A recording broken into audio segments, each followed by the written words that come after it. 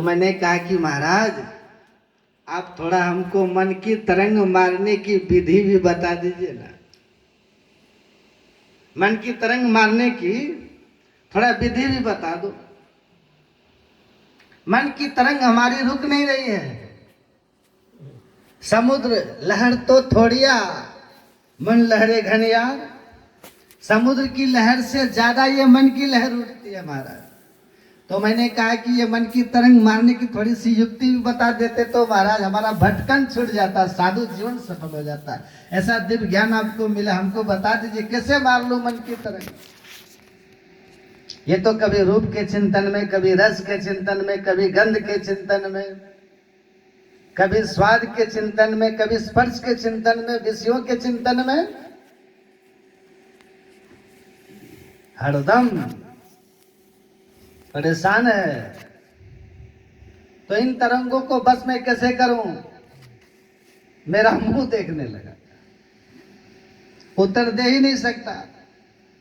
दे सकेगा? बात सही है कि आदत बुरी सुधार लो, मन की तरंग मार लो, भजन हो गया। मना ये मनुष्याणाम कारणम बंध मोक्षयः। मन मर जाई है डूबी के हो, मानिक परखे सोई। मन आवे मन जाए, मन ही बटोर रे। यही ना है मन की तरंग को मारना। मन आवे मन जाए, मन ही बटोर रे। अब मन ताड़े मन बुड़वे, मन ही निहोर रे।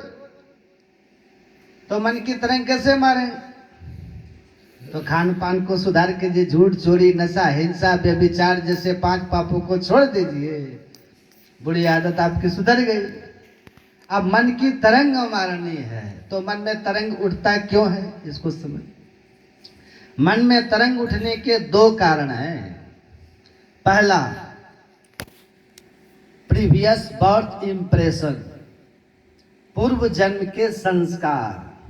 सुनिएगा, पूर्व जन्म के संस्कार हमारे चित्त में है, और चित्त में हमारे जो संस्कार हैं उन संस्कारों के कारण हमारे अचेतन मन से चेतन मन में, चित्त से हमारे मन में तरंगे आती हैं।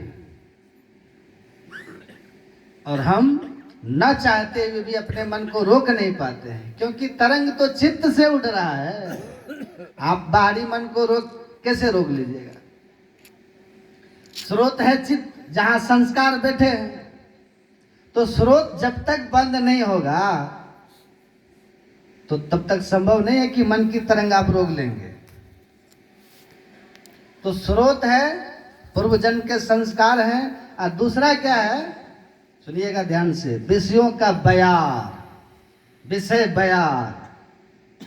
तो पहले तो विषय बयार को समझिए। 5 विषय हैं। विषय बारी मन मीन भिन्न उत्पल एक, ताते सहु विपत्ति अति दारुण, भरमद जोनि अनेक। तो 5 विषय तमाम संसार में फैले हुए हैं। कहीं भी चले जाइए 5 विषय है। स्वर्ग में भी जाइए यही 5 विषय है। तो इसलिए हमारे गुरु महाराज कहते, सातों स्वर्ग केर निवासी, दिव्य शिव देव सब अमित विलासी, सभी बटोई कोई नहीं स्थिर, सब शांति की स्थिर वही। तो पहले तो हमको अपने बाहरी विषयों से अपने मन को रोकना होगा। पहला कारण, जो बाहर के विषय हमारे इंद्रियों के द्वारा हमारे मन में हलचल पैदा करते हैं, तो बाहर से रोको। अब बाहर से रोकोगे तो चित्त में जो विषयों की भोग के संस्कार हैं, संस्कार को सीधा समझिए, प्रैक्टिकली।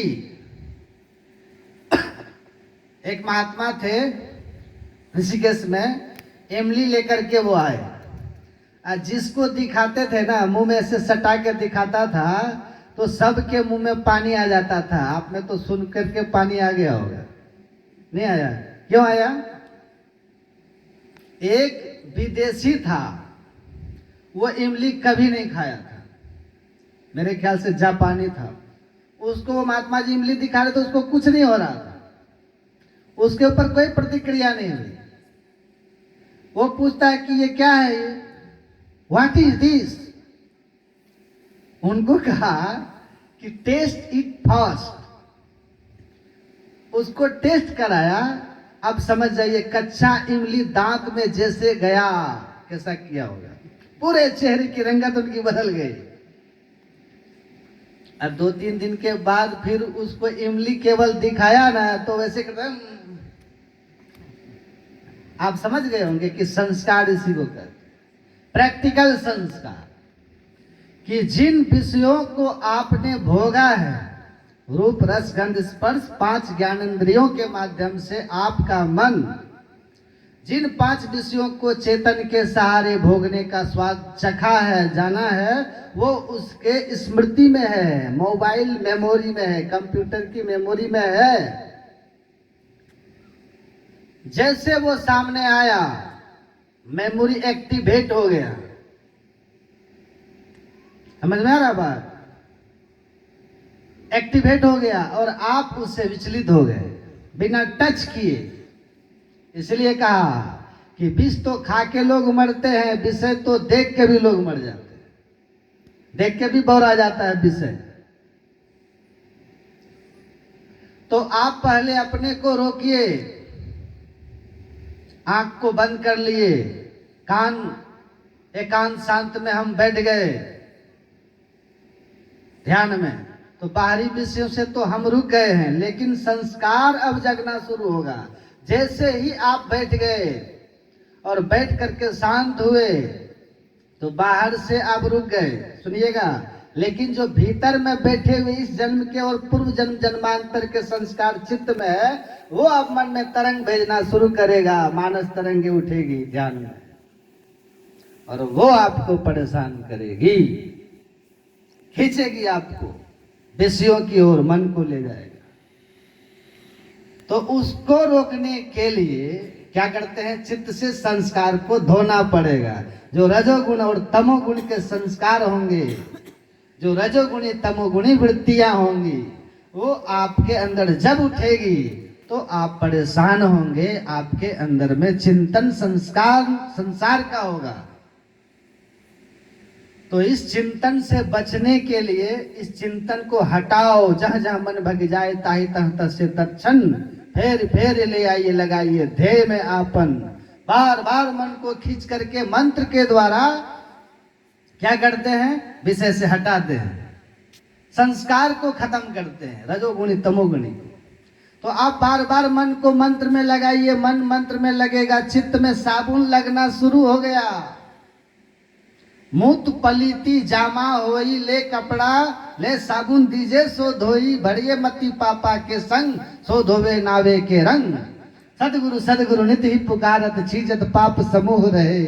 गुरु नानक कहते हैं वस्त्र गंदा हो जाता है तो आप साबुन मारते हैं, साफ होता है। वैसे जैसे ही आप मंत्र जप करना प्रारंभ करते हैं, आपके चित्त में जन्म जन्मांतर के बैठे हुए रजोगुणी तमोगुणी और जो संस्कार हैं वो धुलना शुरू हो जाते हैं, वो बाहर निकलना शुरू हो जाते हैं, आपको परेशान करते हैं। घबराइए मत, मन को बार बार उस वृत्ति से अलग करके गुरु की बताए हुए मंत्र में लगा करके जपते रहिए। उससे ज्यादा सफाई होगी जब आप मानस रूप का ध्यान शुरू करेंगे। थोड़ा ज्यादा महंगा डिटर्जेंट और पावरफुल है। जैसे ही गुरु की मूर्ति, इष्ट मूर्ति आपके अंदर में आता है, गुरु जाप मानस ध्यान मानस कीजिए, दिल साध कर इनका प्रथम अभ्यास कर शुद्ध करना चाहिए। आपकी वृत्ति यही संस्कार, तमोगुणी संस्कार आया, नींद आने लगेगी, उल्टी बातें केवल दिमाग में लगेगा, दूसरों को बिगाड़ने में ही आपको बैठ करके दूसरों को बिगाड़ने की बात सोचेंगे। इसने मुझे ऐसा कहा था, मैं उसके लिए क्या करूं कि उससे बदला ले लूं, मैं उसको क्षति पहुंचा दूं मैं। ऐसे विचार जब आए तो आप समझ जाइए तमोगुणी संस्कार आपके जगह। जब अपने सुख की केवल परवाह रहे और अपने सुख के लिए दूसरे के बारे में आप नहीं सोचकर मेरा प्रगति हो, सब कुछ मेरा हो जाए, उसमें अगर दूसरे का बिगड़ता है तो हमें उसकी परवाह नहीं है। इस तरह की भावनाएं जब आपके अंदर उछाल मार रही हो तो समझ लीजिएगा ऐसी तरंगे रजोगुण की हैं। आपको इन सब तरंगों से मन को हटाना है। दूसरे का हित चिंतन की भावना जब आए तो ये सात्विक तरंग है, इससे भी आपको अलग हटना है। लेकिन दूसरे के हित चिंतन का जो तरंग है वो बड़ी आसानी से आपके मन को